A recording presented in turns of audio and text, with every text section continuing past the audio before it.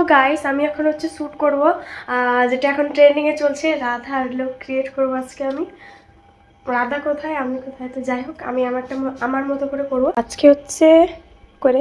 ওই ব্যাকগ্রাউন্ডটা আমি নেব, ওইটা ঠিক আছে। যেরকম নিচের যেটা হচ্ছে স্কার্টটা, ওটা আমার কাছে নেই, তো মায়ের একটা শাড়ি আছে, ছেঁড়া শাড়ি, তো ওটা দিয়ে করব। আর আমার একটা পিঙ্ক কালারের শাড়ি আছে, তো এটা দিয়ে আজকে আমি হচ্ছে ওড়না করবো। আজকের ব্লগটা একটু বড় হতে চলেছে। আর তোমরা আমাকে অনেকে মেসেজ করে বলছো যে কমেডি ভিডিও দাও, বড় ব্লগ দাও, তোমার ব্লগগুলো ছোটো হয়ে যাচ্ছে, তো চেষ্টা করবো বড় ব্লগ দেওয়া, ঠিক আছে।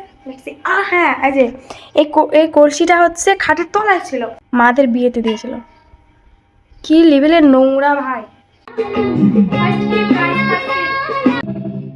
হ্যাঁ,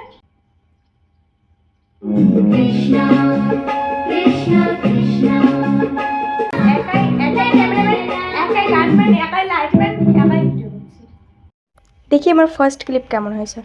মা বন্ধই করিনি। A few moments later.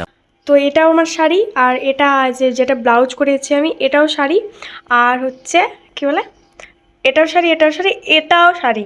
তো এটা শাড়িটা আমার মা হচ্ছে পরবে না, তাই জন্য এটা আমি কেটে দিয়েছি। আর এটা হচ্ছে এটাতে আমি ভিডিও করি, এটা আমি ওড়না করেছি। শাড়ির অবস্থা দেখছো, ঠিকই লাগছে, আমার দিক থেকে ঠিকই লাগছে, দেখো লাগছে না একটু হালকা পাতলা রাধার মতো ড্রেস।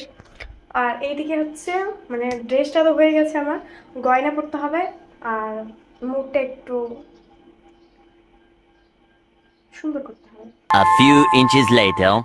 ফার্স্ট আমি হচ্ছে জুয়েলারিগুলো পরবো। কেমন করে খুলে ভাই এটা, এইভাবে তো ঢুকে যাবে, ঢুকালো।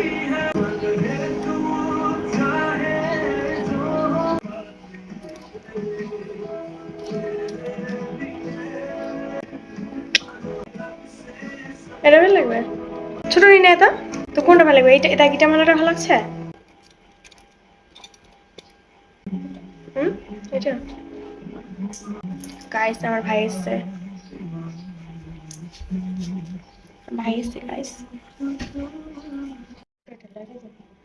মনে অনেক খুশি আর আনন্দ নিয়ে এই শ্বাসটা সেজেছিলাম, কিন্তু শেষে যে আমার সঙ্গে এমন একটা ঘটনা হবে সত্যি নিজে ভাবিনি। 6.5 hours later. আমি যখনই কোনো ভিডিও শ্যুট করব, কেউ মন খারাপ করে দেয়।